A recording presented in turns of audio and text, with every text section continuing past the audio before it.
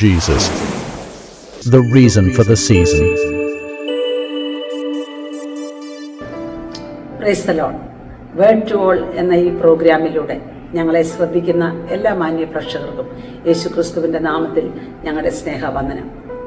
ഒരിക്കൽ കൂടെ ദൈവത്തിൻ്റെ വചനവുമായി ദൈവസന്നിധി നിങ്ങളോടൊപ്പമായിരിക്കാൻ ദൈവം നൽകിയ ഭാഗ്യത്തിന് ഞാൻ സർവ്വമഹത്വവും ദൈവത്തിന് അർപ്പിക്കും.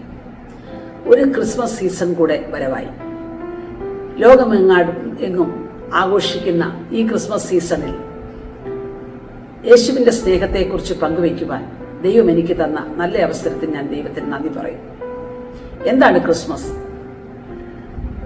ലൂക്കോസിന്റെ സുവിശേഷം 2-ാം അധ്യായം അതിന്റെ 10-ാമത്തെ വാക്യത്തിൽ പറയുന്നു, സർവ്വജനത്തിനും ഉണ്ടാകുവാനുള്ള ഒരു മഹാസന്തോഷം ഞാൻ നിങ്ങളോട് അറിയിക്കുന്നു. യേശുക്രിസ്തുവിന്റെ ജനനത്തിൽ ദൂതന്മാർ സമൂഹത്തിലെ ഏറ്റവും അവഗണിക്കപ്പെട്ടവരും അശുദ്ധരുമെന്ന് കരുതിയ ഇടയന്മാരോട് പറഞ്ഞ സന്ദേശമാണ്. സർവ്വജനത്തിനുമുള്ള സന്തോഷമാകുന്നത് എങ്ങനെയാണ്? ഒരു ശിശു ഒരു വീട്ടിൽ ജനിച്ചാൽ ആ വീട്ടിലുള്ളവർക്കും അവരുടെ ബന്ധുക്കൾക്കും ചാർച്ചക്കാർക്കും ഒക്കെ സന്തോഷമാണ്. എന്നാൽ ഇടയന്മാരോട് പറയുന്നു, സർവ്വജനത്തിനുമുള്ള സന്തോഷമാണത്. സർവ്വ മനുഷ്യർക്കും രക്ഷാകരമായ ദൈവകൃപ ഉദിച്ചുവല്ലോ എന്ന് തീത്തോസിന്റെ ലേഖനത്തിൽ നാം വായിക്കുന്നത് പോലെ യേശുക്രിസ്തുവിന്റെ ജനനം ഒരു കൂട്ടം മനുഷ്യർക്ക് വേണ്ടിയുള്ളതല്ല, ഒരു ജാതിക്ക് വേണ്ടിയോ ഒരു വർഗത്തിനു വേണ്ടിയോ ഉള്ളതല്ല. സകല മാനവജാതിക്കും വേണ്ടിയാണ് യേശുക്രിസ്തു ഭൂമിയിലേക്ക് വന്നത്. അതിന്റെ കാരണം രക്ഷ എന്നുള്ളത് സർവ്വ മനുഷ്യർക്ക് വേണ്ടി ദൈവം ഒരുക്കിയ വിലയേറിയ ദാനമാണ്. ആ ദാനത്തെ നമ്മിൽ ലഭിക്കുവാൻ വേണ്ടിയാണ് യേശു ഭൂമിയിൽ ജനിച്ചത്. ഇന്ന് ക്രിസ്മസ് ആഘോഷങ്ങൾ വെറും ആഡംബരങ്ങളായി മാറി. മദ്യവും മയക്കുമരുന്നും ഒക്കെ ഉപയോഗിക്കുകയും സന്തോഷങ്ങൾ പങ്കിടുകയും ഒക്കെ ചെയ്യുന്ന വെറും സമയങ്ങളായി മാറി. കോടിക്കണക്കിന് രൂപയുടെ ലാഭമുണ്ടാക്കിക്കൊണ്ട് മദ്യഷാപ്പുകൾ ഇന്ന് ക്രിസ്മസ് കാലത്ത് വളരെ സജീവമായി നിൽക്കുന്നു. ഇതിനു വേണ്ടിയായിരുന്നു യേശു ഭൂമിയിൽ ജനിച്ചത്. ഏതെങ്കിലുമൊക്കെ ആടുമാടുകളെ കൊല്ലുവാനും കുടുംബാംഗങ്ങൾ ഒത്ത് സന്തോഷിക്കുവാനും ക്രിസ്മസ് കാർഡുകൾ കൊടുക്കുവാനും ക്രിസ്മസ് ട്രീകൾ അലങ്കരിക്കുവാനും ഒക്കെ തത്രപ്പെടുന്നതിനിടയിൽ യേശു നമ്മുടെ ഹൃദയത്തിൽ ജനിച്ചുവോ എന്ന് ഒരു നിമിഷം ചിന്തിക്കുന്നത് നല്ലത് തന്നെ. ഒരു ഭക്തനായ മനുഷ്യൻ പറഞ്ഞു, യേശു 1000 വട്ടം ബേത്ലഹേമിൽ ജനിച്ചാലും നിന്റെ ഹൃദയത്തിൽ ജനിച്ചില്ലെങ്കിൽ നിനക്കതുകൊണ്ട് പ്രയോജനമില്ല. അതെ, യേശുക്രിസ്തുവിന്റെ ജനനം നമുക്ക് വേണ്ടിയാണ്, എനിക്ക് വേണ്ടിയാണ്. അത് ഞാൻ സ്വീകരിക്കുന്നില്ലെങ്കിൽ എനിക്കതുകൊണ്ട് പ്രയോജനമില്ല. എന്നാൽ ദൂതന്മാർ ഏറ്റവും താഴെക്കിടയിലുള്ളവരാണെങ്കിലും അവർ കേട്ട ആ വാഴ്ത്തിപ്പാടുന്ന സംഗീതത്തിന്റെ നടുവിൽ അവർ ശ്രദ്ധിച്ചതുകൊണ്ട് അവർ യേശുവിനെ കാണാൻ പോയി. അവർ ചെന്ന് കണ്ടത് വഴിയമ്പലത്തിൽ സ്ഥലമില്ലാത്തതുകൊണ്ട് പശുത്തൊട്ടിയിൽ കിടക്കുന്ന യേശുവിന്റെ അടുക്കലാണ്. ഒരു കൊട്ടാരത്തിനകത്ത് രാജാവായി പിറക്കുന്നയാളായിരുന്നു യേശുവെങ്കിൽ സമൂഹത്തിൽ ചിലർക്ക് മാത്രമേ അദ്ദേഹത്തെ കാണാൻ കഴിയുള്ളായിരുന്നു. എന്നാൽ എല്ലാ മനുഷ്യർക്കും ചെന്നെത്താൻ കഴിയുന്ന ഒരു പശുത്തൊട്ടിയിൽ കിടത്തിയതിന്റെ അർത്ഥം സമൂഹത്തിൽ ഏത് തരത്തിലുള്ള ജനത്തിനും ഏത് സമയത്തും കർത്താവിന്റെ അടുക്കൽ എത്താമെന്നുള്ളതിന്റെ അടയാളമാണ്. പ്രിയമുള്ളവരെ, നമ്മുടെ ഏതെങ്കിലും ക്വാളിഫിക്കേഷൻ കൊണ്ടോ കുടുംബശ്രേഷ്ഠത കൊണ്ടോ അല്ല യേശുവിനെ നാം കാണുന്നത്.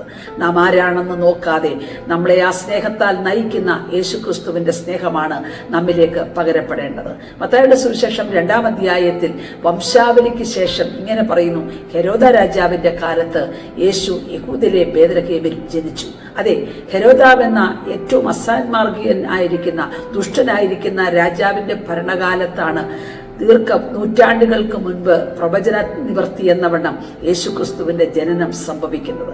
പ്രതികൂലമായ ഒരു കാലത്ത് യേശു ജനിക്കേണ്ട കാര്യമുണ്ടോ? എല്ലാം അനുകൂലമാക്കി ദൈവത്തിന് തന്റെ പുത്രനെ ഭൂമിയിലേക്ക് അയക്കാൻ പാടില്ലേ? അല്ല, പ്രതികൂല സാഹചര്യങ്ങളിലാണ് യേശു ഭൂമിയിൽ വന്നത്. യേശു മറിയയുടെ ഉദരത്തിൽ ജനിച്ചതും പുറത്തു വന്നതും ഒക്കെ ആ പ്രതികൂല സാഹചര്യത്തിലാണെങ്കിൽ ഇന്നും യേശുവിനെ സ്വീകരിക്കുന്നവർ ഓർക്കുക, പ്രതികൂല സാഹചര്യങ്ങൾ നേരിടാം. എന്നാൽ അതിന്റെ നടുവിൽ ആശ്വാസവും സന്തോഷവും സമാധാനവും പ്രത്യാശയും നൽകുന്ന യേശുക്രിസ്തുവാണ് നമ്മുടെ ഏക ആശ്രയം. ഇന്ന് ഈ വചന സന്ദേശം നിങ്ങളുടെ മുൻപിലെത്തുമ്പോൾ ശ്രദ്ധിക്കുക, യേശു ജനിച്ചത് ഹെരോദാവിന്റെ കാലത്ത് എവിടെ വേണമെന്നുള്ള ദൈവത്തിന്റെ ഹിതപ്രകാരമാണ്. യഹൂദയിലെ ബേത്ലഹേമേ, നീ യഹൂദാ സഹസ്രങ്ങളിൽ ഒട്ടും ചെറുതല്ല എന്ന് ദീർഘനൂറ്റാണ്ടുകൾക്ക് മുൻപ് മറ്റൊരു പ്രവാചകനിലൂടെ എഴുതി വെച്ചു. അതിന്റെ കാരണം ബേത്ലഹേമിലാണ് യേശു ജനിക്കേണ്ടത് എന്നുള്ളതാണ്. മറ്റൊരു സ്ഥലത്ത് പാർത്തിരുന്ന മറിയയും യോസെഫും പേർവഴി ചാർത്തലിന്റെ സമയമായപ്പോൾ റോമൻ കൈസറുടെ നിർബന്ധപ്രകാരമാണ് ബേത്ലഹേമിലേക്ക് യാത്ര ചെയ്തത്. ദീർഘദൂരം യാത്ര യാത്ര ചെയ്ത് വന്ന് ദൈവം ഉദ്ദേശിച്ച സ്ഥലത്ത് യേശു ജനിക്കുന്നു. അതിൻ്റെ അർത്ഥം എത്ര ദൂരെയാണെങ്കിലും എത്ര അകലെയാണെങ്കിലും ഒരു സാധ്യതയുമില്ല എന്ന് തോന്നിയാലും ദൈവത്തിൻ്റെ ഹിതപ്രകാരമുള്ള സ്ഥലത്തായിരിക്കും നമ്മെ കൊണ്ടെത്തിക്കുന്നത്. നിങ്ങൾ ഏത് വീട്ടിൽ ജനിക്കണമെന്ന് നിങ്ങൾ പറഞ്ഞിട്ടല്ല ആ വീട്ടിൽ ജനിച്ചത്. നിങ്ങൾ ഏത് മാതാപിതാക്കളാൽ ജനിക്കപ്പെടണമെന്നും വളർത്തപ്പെടണമെന്നും നമ്മൾ തിരഞ്ഞെടുത്തതല്ല. നമ്മുടെ ചിന്തകൾക്കപ്പുറമായി ദൈവം നമ്മെ ഒരു ഭവനത്തിൽ എത്തിച്ചതുപോലെ യേശു എവിടെ ജനിക്കണമെന്നുള്ളത് ദൈവത്തിൻ്റെ തിരുഹൃദയത്തിൽ മറഞ്ഞിരുന്ന ദൈവിക പദ്ധതിയാണ്. അതിനനുസരിച്ച് യേശു ബേത്ലഹേമിൽ ജനിക്കുന്നു. മറ്റൊരു വാക്യം യേശു ജനിച്ചു എന്നുള്ളതാണ്. അനേക വംശാവലിയിലുള്ള പിതാക്കന്മാരുടെ ചരിത്രം എടുക്കുമ്പോൾ അവരെ എല്ലാവരെയും ജനിപ്പിച്ചപ്പോൾ യേശുവിനെ മാത്രം ജനിച്ചു എന്ന് എഴുതിയിരിക്കുന്നു. അതിൻ്റെ അർത്ഥം ലോകപ്രകാരമുള്ള ഒരു മാതാപിതാക്കളുടെ ഇഷ്ടത്തിനു വേണ്ടിയുള്ള ജനനമല്ല യേശുവിൻ്റെ ജീവിതത്തിൽ സംഭവിച്ചത്. പരിശുദ്ധാത്മാവിനാൽ ഗർഭം ധരിച്ച മറിയയുടെ ഉദരത്തിൽ നിന്ന് യേശു ജനിക്കുകയായിരുന്നു. അതെ, യേശു മറ്റൊരു മാനുഷിക കൈകളുടെയും സ്വാധീനത്തിലുള്ളയാളല്ല. ദൈവം അയച്ച സ്വന്തം പുത്രൻ.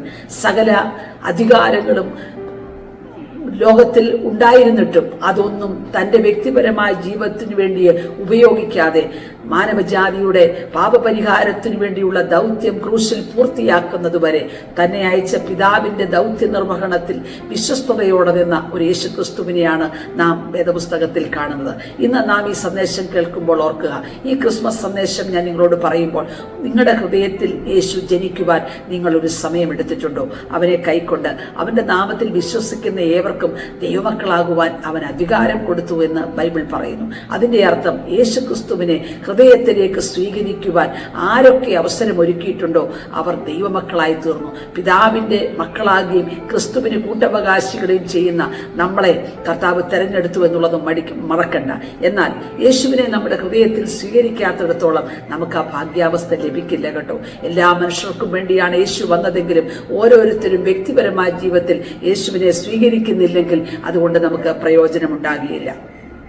വിദ്വാൻമാർ നക്ഷത്രം കണ്ടാണ് അവർ യേശുവിനെ അനുഗമിച്ചത്. ആ നക്ഷത്രത്തെ അനുഗമിച്ചാണ് അവർ യേശുവിൻ്റെ അടുക്കലെത്തുന്നത്. അവരുടെ ബുദ്ധി ഇടയ്ക്ക് പ്രയോജനപ്പെട്ടു എന്ന് തോന്നിയ സ്ഥലം കൊട്ടാരമാണ്. അവർ ആ കൊട്ടാരത്തിലേക്ക് വഴിതിരിഞ്ഞു പോകുന്നതായി നാം കാണുന്നു. അതിൻ്റെ അർത്ഥം അവർ പ്രതീക്ഷിച്ചത് യേശുവിനെ ഒരു കൊട്ടാരത്തിലാണ്. നക്ഷത്രം കണ്ട് യാത്ര ചെയ്തവർ അവരുടെ ഇഷ്ടത്തിനുള്ള വഴിയിലേക്ക് അവർ കയറിപ്പോയി. ഒരിക്കലും നക്ഷത്രം മാത്രം അനുഗമിച്ചെങ്കിൽ അവർ കൊട്ടാരത്തിൽ കയറാൻ സാധ്യതയില്ല. ഇടയ്ക്ക് വെച്ച് നക്ഷത്രത്തിൽ നിന്ന് അവരുടെ ശ്രദ്ധ മാറി മറ്റൊന്നിലേക്ക് പോയതുപോലെ ഇന്നും യേശുവിനെ അനുഗമിക്കാൻ ഇച്ഛിക്കുന്നവർ സ്വന്തം താല്പര്യങ്ങൾക്കും ചിന്തകൾക്കും അനുസരണമായി മറ്റു വഴികളിലേക്ക് പോകുന്നത് കൊണ്ട് അനേകരുടെ നാശത്തിനും അത് കാരണമാകുന്നുവെന്നല്ലേ അതിൻ്റെ അർത്ഥം. ഹെരോദാവ് ഇവരുടെ ചോദ്യത്തിന്റെ മറുപടിയായി ഒരുപാട് കുഞ്ഞുങ്ങളെ ആ കാലഘട്ടത്തിൽ കൊന്നുകളഞ്ഞത് അവർക്ക് മനസ്സിലായിട്ടില്ല. എന്നാൽ ഓർക്കുക, നാം വഴിമാറി യാത്ര ചെയ്താൽ നാം മൂലം അനേകർ ജീവന്റെ നഷ്ടത്തിലേക്ക് വരുമെന്നുള്ള ഒരു ചിന്തയും കൂടെ നമ്മെ ഭരിക്കട്ടെ. അവർ കൊട്ടാരത്തിലെത്തിയത് ഒരു നക്ഷത്രം കണ്ടാണ്. ആദ്യത്തെ ക്രിസ്തുമസിലെ നക്ഷത്രം നമ്മളല്ല തൂക്കിയത്, സ്വർഗത്തിൽ നിന്നാണ്. അങ്ങനെയാണെങ്കിൽ ഇന്ന് ക്രിസ്മസ് ട്രീയും ക്രിസ്മസ് കാർഡും ക്രിസ്മസ് കേക്കും ഒക്കെ വളരെ എല്ലാവർക്കും ഇഷ്ടമുള്ളൊരു കാര്യമായി മാറിയിരിക്കുന്നു. എന്നാൽ അതിനുവേണ്ടിയാണോ ക്രിസ്തു ഭൂമിയിൽ വന്നത്? നാം ഏതെങ്കിലും ഒരാഘോഷം ഉണ്ടാക്കി വെക്കണം എന്നുള്ള ആഗ്രഹത്തോടെ അല്ല യേശു ഭൂമിയിൽ വന്നത്. യേശുവിൻ്റെ തിരുഹിതത്തിൽ മറഞ്ഞിരുന്നത് മാനവജാതി പാപത്തിൻ്റെ അടിത്തട്ടിലേക്ക് പോയി നരകത്തിൻ്റെ യാതനകൾ അനുഭവിക്കാതെ ക്രിസ്തുവിലൂടെയുള്ള സന്തോഷവും സമാധാനവും അനുഭവിക്കേണ്ടതിന് അവർക്ക് വേണ്ടി താൻ പകരമായി മരിക്കുവാൻ ഭൂമിയിൽ വന്ന കർത്താവിന് ഇന്നും നമ്മോട് പറയാനുള്ളത്, ഇങ്ങനെ വ്യർത്ഥമായ ആചാരാനുഷ്ഠാനങ്ങളിൽ കുടുങ്ങി നിങ്ങളുടെ ജീവിതം നഷ്ടപ്പെടുത്തരുത്. ഇന്ന് കോടിക്കണക്കിന് മദ്യം വിറ്റ് അനേക മദ്യഷാപ്പ് ിലൂടെ സർക്കാരിന് കോടികൾ ലഭിക്കുന്ന ഈ കാലഘട്ടത്തിൽ ഇതെല്ലാം വേണ്ടെന്ന് വെച്ച് യേശുവിനെ ഹൃദയത്തിലേക്ക് സ്വീകരിക്കുന്നവർക്ക് വേണ്ടി ഇവിടെ ഒരു താൽക്കാലികമായ സന്തോഷം മാത്രമല്ലല്ലോ ലഭിക്കുന്നത്. നാം ആർക്കും വേണ്ടി ഈ ഭൂമിയിൽ ജീവിക്കേണ്ടവരല്ല. നമുക്ക് പകരമായി അവസാനത്തുള്ള രക്തം വരെ ഊറ്റിത്തന്ന യേശുക്രിസ്തുവിന്റെ സ്നേഹത്തെ അറിയുന്നവർ യേശുവിന് വേണ്ടിയല്ലേ ജീവിക്കേണ്ടത്? അങ്ങനെയാണെങ്കിൽ ഈ മാരകമായ കൊറോണ പോലെയുള്ള വൈറസിന്റെ ബാധയാൽ അനേകായിരങ്ങൾ ലോകത്തു നിന്ന് മാറ്റപ്പെട്ടത് നാം നമ്മുടെ കണ്ണുകൾ കൊണ്ട് കണ്ടു. അവരെയൊക്കെ ഒരുമിച്ച് ശവസംസ്കാരം നടത്തുമെന്ന് നമ്മൾ കണ്ടു. ആ ഭീകരമായ അന്തരീക്ഷത്തിൽ നിന്ന് ദൈവം നമുക്കൊരു സ്വസ്ഥതയും സമാധാനവും തന്ന് നമുക്ക് ചിന്തിക്കുവാനുള്ള ഈ ബോധം നമുക്ക് ലഭിച്ചിരിക്കുന്ന ഈ സാഹചര്യത്തിൽ നമുക്കൊന്നുകൂടെ ചിന്തിക്കാം, ഞാൻ ജീവിക്കുന്നത് ക്രിസ്തുവിന് വേണ്ടിയോ? ക്രിസ്തുവിനെ എൻ്റെ ഹൃദയത്തിൽ ഞാൻ സ്വീകരിച്ചിട്ടുണ്ടോ? ക്രിസ്തുവാണോ എൻ്റെ ജീവിതത്തെ സ്വാധീനിക്കുന്നത്? എൻ്റെ ജീവിതത്തിൽ മാറ്റങ്ങൾ വരുത്താൻ ഞാൻ ക്രിസ്തുവിനെ അനുവദിക്കുന്നുണ്ടോ? അതോ എൻ്റെ സ്വന്തം ഇഷ്ടങ്ങൾക്ക് വേണ്ടി ജീവിച്ച് ഞാൻ ഏതെങ്കിലും വഴിയിലൂടെ നഷ്ടപ്പെട്ടു പോകുവാനാണോ ആഗ്രഹിക്കുന്നത്? സാമ്പത്തികമായ വലിയ കടഭാരം വന്നിട്ട് വീടുകൾ ജപ്തി ചെയ്ത് ബിസിനസ്സുകൾ പൊട്ടി എല്ലാം കൊണ്ടും തകർന്ന് പ്രതീക്ഷകൾ നഷ്ടപ്പെട്ടിരിക്കുന്ന ഒരാളാണോ നിങ്ങൾ? ഈ ക്രിസ്മസ് ദിനത്തിൽ നിങ്ങളോട് ദൈവത്തിന് പറയാനുള്ളത്, നിങ്ങളുടെ ജീവിതം ഒരു ആത്മഹത്യക്ക് വേണ്ടി വിട്ടുകൊടുക്കരുത്. ഏതെങ്കിലും നഷ്ടപ്പെട്ടു പോകുന്ന ഈ ലോകത്തിന്റെ സന്തോഷങ്ങൾക്ക് വേണ്ടി നിങ്ങളുടെ ജീവിതത്തെ തള്ളിക്കളയരുത്. കുടുംബമായി നിങ്ങൾ ആത്മഹത്യക്ക് വേണ്ടി ശ്രമിക്കുന്നയാളാണോ? ഒരിക്കലും പാടില്ല. നിങ്ങളുടെ ജീവൻ വിലയേറിയതാണ്. ഒരു മനുഷ്യൻ സർവ്വലോകവും നേടിയിട്ടും നിങ്ങളുടെ ജീവനെ നഷ്ടമാക്കിയാൽ അതുകൊണ്ട് പ്രയോജനമില്ല. പ്രിയമുള്ളവരെ, നിങ്ങൾ കുടുംബമായി യേശുക്രിസ്തുവിനെ ഹൃദയത്തിൽ സ്വീകരിക്കുന്ന മനോഹരമായ ദിവസങ്ങളായി ഈ ക്രിസ്മസ് ദിനം മാറട്ടെ എന്ന് ഞങ്ങൾ ആശംസിക്കുന്നു. ഇവിടെ യേശുക്രിസ്തുവിന്റെ ജനനത്തിൽ ഏറ്റവും അവഗണന ലഭിച്ച സ്ത്രീയാണ് മറിയ. യേശുവിന്റെ അമ്മയായ മറിയ മറ്റു പല പെൺകുട്ടികളെ പോലെ ഈ ഭൂമിയിൽ ജീവിച്ചയാളാണ്. അവൾക്ക് യേശു തന്റെ ഉദരത്തിൽ വരുമെന്നുള്ള ഒരു ചിന്തയും ഉണ്ടായിരുന്നില്ല. എന്നാൽ ദൈവത്തിന് കൃപ തോന്നിയതുകൊണ്ട്, കരുണ തോന്നിയതുകൊണ്ട് ആ തലമുറയിലെ പെൺകുട്ടിയായ മറിയയെ ദൈവം തെരഞ്ഞെടുത്തു. നമ്മയും ദൈവം തെരഞ്ഞെടുത്തത് ദൈവത്തിന്റെ കൃപയാലാണ് കേട്ടോ. യേശുവിന്റെ സ്നേഹത്തെ അറിയാൻ ഏതെങ്കിലും സാഹചര്യത്തിൽ വഴിവിട്ടു പോയപ്പോൾ നമ്മെ പിടിച്ചുകൊണ്ടുവരുവാൻ പരിശുദ്ധാത്മാവ് നമ്മെ അതിനുവേണ്ടി ഉപയോഗിച്ചെങ്കിൽ, മറ്റൊരാളുടെ രക്ഷയ്ക്ക് വേണ്ടി നമ്മളെ ഉപയോഗിച്ചെങ്കിൽ ഓർക്കുക, ഏറ്റവും ഭാഗ്യമുള്ളവർ നാമാണ്. നാം ഏതെങ്കിലും സുവിശേഷ യോഗങ്ങളിൽ കൈപൊക്കിയത് കൊണ്ടോ ആരെങ്കിലും പറഞ്ഞ സുവിശേഷം കേട്ട് തലയാട്ടിയത് കൊണ്ടോ അല്ല. വാസ്തവമായി ഹൃദയത്തിൽ സ്വീകരിച്ച് യേശുവിനോട് കൂടെയുള്ളൊരു ജീവൻ നയിക്കുന്നവരാണെങ്കിൽ നാം ഈ ഭൂമിയിൽ തീരുന്ന ഒരു താൽക്കാലിക ജീവിതത്തിന് വേണ്ടി വിളിക്കപ്പെട്ടവരല്ല. നമ്മെ ഇവിടെ കണ്ടെത്തിയത് ഒരു നിത്യമായ ജീവിതത്തിന് വേണ്ടി, തന്നോടൊപ്പം ഇരിക്കുന്ന ഒരു ജീവിതത്തിന് വേണ്ടി യേശു ക്ഷണിക്കാനാണ് ഈ ഭൂമിയിൽ വന്നത്. ഞാൻ നിങ്ങൾക്ക് സ്ഥലമൊരുക്കുവാൻ പോകുന്നു. ഞാൻ സ്ഥലമൊരുക്കിയാൽ ഞാൻ ഇരിക്കുന്ന ഇടത്ത് നിങ്ങളെയും ചേർക്കേണ്ടതിന് എൻ്റെ അടുക്കൽ ചേർക്കുമെന്ന് പറഞ്ഞ യേശു ക്രിസ്തുവിന്റെ ജനനവും ജീവിതവും നമുക്ക് വേണ്ടി മാറ്റിവെച്ചതായിരുന്നു. അങ്ങനെയെങ്കിൽ സ്ഥലമൊരുക്കുവാൻ പോയ കർത്താവ് മടങ്ങി വരും. അതിനു മുൻപ് ലഭിച്ച അവഗണനകൾ, മറിയെ പോലെ എത്രയോ അവഗണനകളിലൂടെ നാമും കടന്നു പോകേണ്ടി വന്നേക്കാം. മറിയ എത്ര അവഗണനയിലൂടെ പോയി നമുക്കറിയാം. ഏതെല്ലാം സാഹചര്യത്തിൽ തന്റെ സ്വന്തം ഭർത്താവ് പോലും തന്നെ ഉപേക്ഷിച്ചു പോകുമെന്ന് ചിന്തിച്ച ദിവസങ്ങൾ തനിക്ക് ഉണ്ടായിരുന്നില്ലേ? എന്നാൽ അതുകൊണ്ട് യേശുവിന്റെ ജനനത്തിനു വേണ്ടിയുള്ള ആ പ്രവചന നിവർത്തിയിൽ മറിയയോട് ഒരു പ്രാവശ്യം ദൂതൻ സംസാരിക്കുമ്പോൾ യോസഫിനോട് 3 പ്രാവശ്യമാണ് യേശു സംസാരിച്ചത്. മറിയയെ ചേർത്തുകൊള്ളുവാൻ ശങ്കിക്കേണ്ട എന്ന് പറഞ്ഞു. ഒരു വിധത്തിലും മറിയയെ കൈവിടാതെ യോസഫിന്റെ സംരക്ഷണയിൽ യേശു ക്രിസ്തുവിന് ഭൂമിയിലേക്ക് വരുവാൻ അവസരം കൊടുത്തതുപോലെ ഏതെങ്കിലും പ്രതികൂലമായ അവസ്ഥ നിങ്ങൾ യേശുവിനെ സ്വീകരിച്ചിട്ട് നഷ്ടപ്പെട്ടു പോകുമെന്നോ ഭയപ്പെട്ടു ഒന്നും ജീവിക്കേണ്ട കാര്യമില്ല. നിങ്ങൾക്ക് വേണ്ടി സംരക്ഷണം നൽകുവാൻ ദൈവം ചിലരെ ഒരുക്കും. നിങ്ങളെ കർത്താവ് തള്ളിക്കളയില്ല. യേശുവിന് വേണ്ടി അവഗണന ലഭിച്ച ആ മറിയയെ യേശു സംരക്ഷിച്ചതുപോലെ, പിതാവായ ദൈവം സംരക്ഷിച്ചതുപോലെ നമ്മുടെയും ജീവിതത്തിൽ പ്രതികൂല സാഹചര്യങ്ങളുടെ നടുവിൽ ഒരിക്കലും യേശുവിനെ കൊണ്ട് നമുക്ക് ജീവിക്കാൻ കഴിയാത്ത ഒരു സാഹചര്യത്തിലാണ് നമ്മളെങ്കിലും നമുക്ക് നിത്യമായ ജീവൻ നൽകുന്നതുവരെ നമുക്ക് വേണ്ട സംരക്ഷണം നൽകുവാൻ കർത്താവിന് കഴിയും. ഒരു വാക്കൂടെ പറയട്ടെ, ഈ ക്രിസ്മസ് ദിനത്തിൽ ഓർക്കുക, യേശുവിന്റെ ഒന്നാമത്തെ വരവ് നമ്മുടെ പാപപരിഹാരത്തിന് വേണ്ടിയായിരുന്നു എന്ന് ഞാൻ പറഞ്ഞല്ലോ. നമ്മുടെ പാപങ്ങളുടെ പരിഹാരം വരുത്തുവാൻ യേശു ഭൂമിയിൽ ജനിച്ചു. യേശുവിനെ കൈക്കൊണ്ട് യേശുവിനോട് കൂടെ ജീവിക്കുന്നവരെ ഭൂമിയിൽ തള്ളിക്കളയുകയല്ല, അവർക്ക് വേണ്ടി മറ്റൊന്ന് കർത്താവ് ഒരുക്കി വെച്ചിരിക്കുന്നു. അതാണ് വേദപുസ്തകത്തിൽ ഒന്നാമത്തെ വരവിനേക്കാൾ അധികം പറഞ്ഞിരിക്കുന്ന യേശു ക്രിസ്തുവിന്റെ രണ്ടാമത്തെ വരവ്. അതായത് ഇന്നത്തെ ജീവിത സാഹചര്യങ്ങളെല്ലാം വഴിമാറി ഒഴുകുകയാണ്. നമ്മുടെ പ്രതീക്ഷകൾക്കപ്പുറമായി കാര്യങ്ങളൊക്കെ നമ്മുടെ കൈപ്പിടിയിൽ ഒതുങ്ങാതെ പോകുന്നു. എന്നാൽ ഇതിന്റെ എല്ലാം നടുവിൽ യേശുവിനെ ഹൃദയത്തിൽ സ്വീകരിച്ച ദൈവജനത്തിനറിയാം, ഞങ്ങൾക്കൊരു വലിയ പ്രതീക്ഷയുണ്ട്, ഒരു വലിയ പ്രത്യാശയുണ്ട്. അത് യേശു ക്രിസ്തുവിന്റെ മടങ്ങി വരവിനാണ്. കർത്താവ് താൻ ഗംഭീരനാദത്തോടും പ്രധാന ദൂതന്റെ ശബ്ദത്തോടും ദൈവത്തിന്റെ കാഹളത്തോടും കൂടെ സ്വർഗത്തിൽ ഇറങ്ങി വരികയും ക്രിസ്തുവിൽ മരിച്ച വിശുദ്ധന്മാർ ഉയർത്തെഴുന്നേൽക്കും. ജീവനോടെ ശേഷിക്കുന്നവർ അവരോട് ഒരുമിച്ച് ആകാശ മേഘങ്ങളിൽ എടുക്കപ്പെടും. അങ്ങനെ ഒരുമിച്ച് കർത്താവിനോട് കൂടെ ആയിരിക്കുന്ന ഒരു സമയത്തിനു വേണ്ടി പ്രത്യാശയോടെ കാത്തിരിക്കുന്ന ഭക്തർക്ക് ഹൃദയത്തിൽ ജനിച്ച യേശുവിന്റെ സാന്നിധ്യം സന്തോഷം നൽകുന്നതാണ്. ഏത് പ്രതികൂലത്തിനും പ്രത്യാശ നൽകുന്നതാണ്. എത്ര ധൈര്യം നഷ്ടപ്പെടുമെന്ന് തോന്നിയാലും അവരെ പിടിച്ചു നിർത്തുന്ന ദൈവകൃപ അവരോടൊപ്പമുണ്ട്.